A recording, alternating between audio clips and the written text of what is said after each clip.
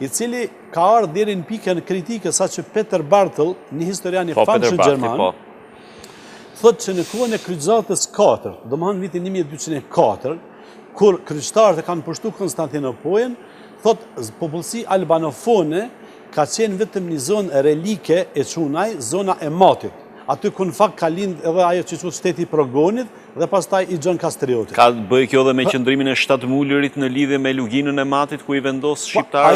Ajo është kontinuiteti, vetmja zonë që ka ruajtur, zonë e pa romanizuar, ka qenë zona e Matit. Dhe aty ka lind pastaj shteti i Progonit dhe kështu me radhë. Pra, pastaj ka ardhur sundimi serb, i cili e ka qu edhe matutje përpjekjen asimiluese ndaj shqiptarëve me zakonin e Cardushanit që ka ndalu të ashtu quajtur në herezi latine, pra i ka përndjek të krishterët latin dhe ka pas fe zyrtare vetëm ortodoksin serbe. Dhe në këtë kontekst pastaj kanë ardhur Osmanët. Osmanët kur kanë ardhur, popullsinë shqiptare kanë gjetë pothuajse para zhbërjes, edhe etnike edhe gjuhësore. Me ramin e shtetit serb, popullsia albanofone përfundon të kurrja e saj dhe fillon një proces i konsolidimit të saj, i zgjerimit të saj demografik, dhe në fundin e perandorisë osmane, popullsia shqiptare ka banuar deri në para lagjet e Beogradit, duke përfshirë edhe Nishin, Leskovcin, Vranjen, manastirin, pra ka pas një kthim spektakular të popullsisë albanofone në zonat e vjetra ilire.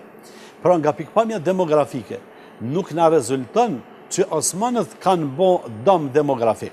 Normalisht kanë qenë 500 vjet pushtim, brenda cilave ka pas periudha të bashkëpunimit edhe të lullëzimit ekonomik. Por ka pas edhe periudha të kërëngritjeve, rebelimeve dhe keqkuptimeve dhe të mjerimeve sociale. Ndërkohë ju keni dhe një studim për legitimitetin e sundimit otoman, pra që duke gjykuar që konteksti kohës, sepse gjërat gjykohen në kontekstin e kohës, ai sundim ishte plotësisht i justifikueshëm nga gjitha pikpamjet. Sasja ime është pragmatike dhe shkencore. Duhet të shikojmë me të njëjtin shikim edhe pushtuesit romak, edhe bizantin, edhe serb, edhe anxhuin, edhe osman, edhe italian, edhe gjerman. Sepse kjo mendësia islamofobike, kjo të gjithë të tjerët i ka amnestuar dhe merret tanë kohën si pllake prishun e gramafonit vetëm me pasojat e sundimit osman. Ndërsa, studiusit më serioz të periudhës sundimit osman, evropian, si që në Robert Mantroni, për shembull, Noel Malcolmi, Peter Bartley, pastaj edhe autor tjerë që Peter Sugari, për shembull shumë të tjerë, kanë nxjerrë konstatime që diametralisht të kundërta me konstatimet e historianëve shqiptar, të cilët për hir të së vërtetës duhet të thënë që studimet e tyre më shumë i kanë bazuar në tezat e historiografëve slav, serb edhe rus, sesa që janë studime mirë filli.